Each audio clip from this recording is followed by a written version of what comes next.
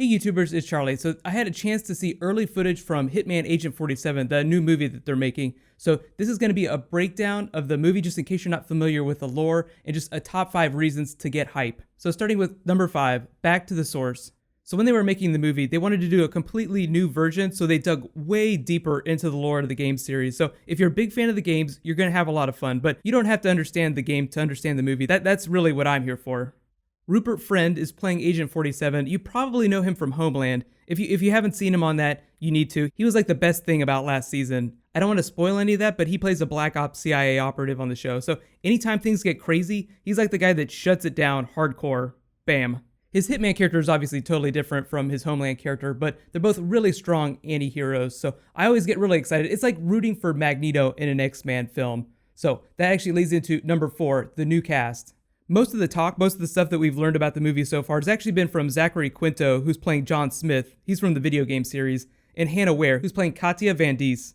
They're both characters that flow from the video game, but Zachary Quinto's character actually did appear in the video game series. If you're familiar with the Carlton Smith character, he's the CIA operative. He's a minor character in the franchise. The movie turned him into like a much more heightened, badass version of that. I feel like Zachary Quinto is perfect for really angry action. It's just those crazy, scary eyebrows that he has. The movie revolves around those 3 characters though, Agent 47, John Smith, and Katya. You really don't have to play the game to understand the characters' backstories, but it is always fun to look at the video game stuff if you want like extra recommended reading. Moving on to number 3, the lore of Hitman. So the lore of the universe is really cool, so just to explain it a little bit, Agent 47 is the result of decades of genetic research to create the perfect killer. His DNA flows from each of what is called the Five Fathers, 5 criminal masterminds that were part of the same French military unit in the 1950s. They all became friends, and one of them, Dr. Otto Wolfgang Ortmeyer, pitched the idea to create an army of superhuman clones. Sounds perfect. What could go wrong? So each of them gave the doctor their DNA, and as they each rose to power as crime lords, they gave him dump trucks of money to finish his research. So after decades and groups of clones, Agent 47 was produced. Ciaran Hinds is listed on the IMDb page as playing a character named Scientist, so I don't think you would cast Mance Rayder in a film if he wasn't going to be critical to the plot, so I think he's going to be part of the lore of the Founding Fathers. In the video game, they're all really old, but they harvest organs from clones to keep themselves young. Remember, they're trying to create an army of genetic clones, so they have a lot of spares lying around.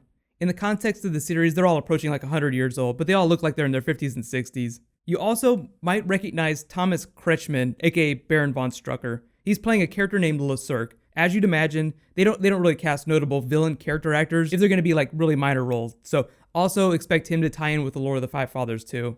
Kretschmann is one of those characters that I always get really excited about when I see him pop up in genre films. Number 2, badass Hannah Ware. You might remember her from the Kelsey Grammer series Boss, but she was also in Old Boy, and she was in the Michael Fassbender movie Shame. So the game series is all about the one character, Agent 47. It follows his story.